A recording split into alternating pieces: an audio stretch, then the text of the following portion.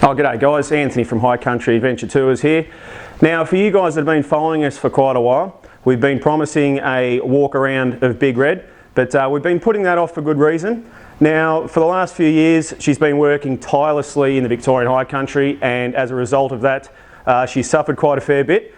A lot of stone chips on the front, but one thing that's given us great concern is we made the big mistake of putting a heavy roof rack on top of a rust-free 60 series, and as a result some rust bubbles have started to come through, but we're going to act on that real quick.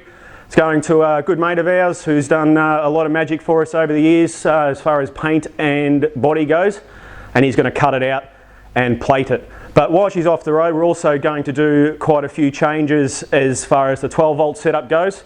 And Shane from Pro Wire Auto Electrics is our go-to man for that. But look, we'll show you around like what's actually happened to it.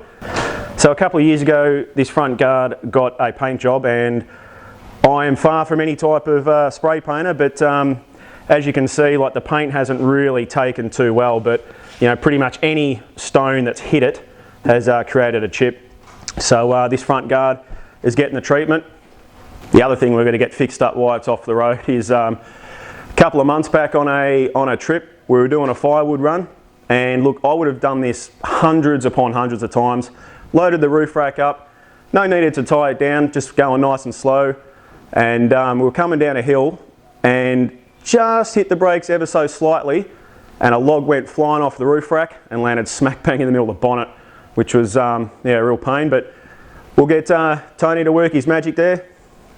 So prior to the ARB alloy rack going on, we had a cheap, heavy as hell steel rack on it, and for you guys that know your 60 series will know that if you've got too much weight on the roof, it'll open up the seams along the drip rail, and then as a result water gets in and it starts rusting from the inside out. So we're going to get Tony to cut it out, weld some plates in, and have that looking all schmick again. And the other thing is, when we were in the big desert last month, the roof rack actually moved forward about 20 mil. So we didn't have too much weight on there, so not sure what happened there, but we'll make sure that's not going to happen again.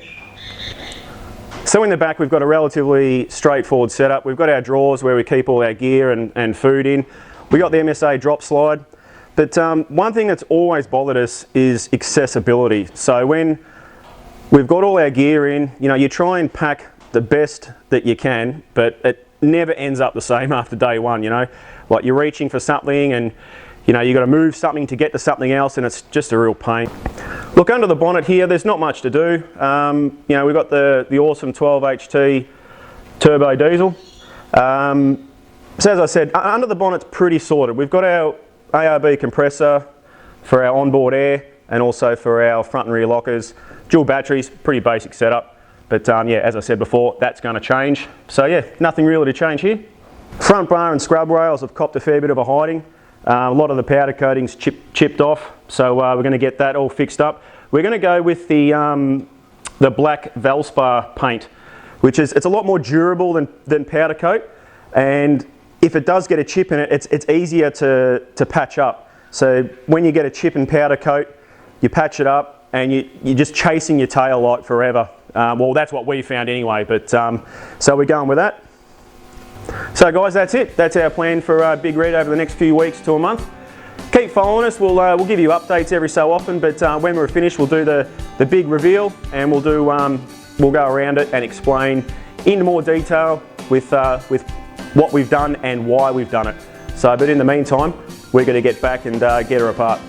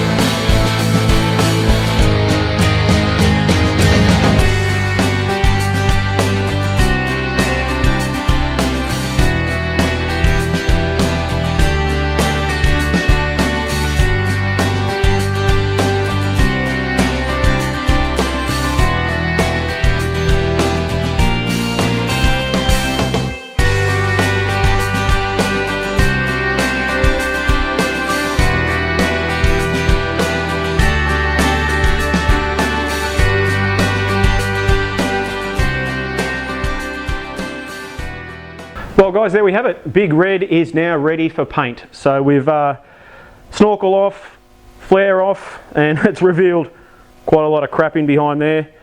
Front bar off, winch off, the whole lot, roof rack off. Taking these windows out, we've got something real special going in here, but stay tuned for that. But alright, but that's it. So now we're going to jump in it and drive it to paint. So stay tuned guys, and we look forward to bringing you the results. Cheers.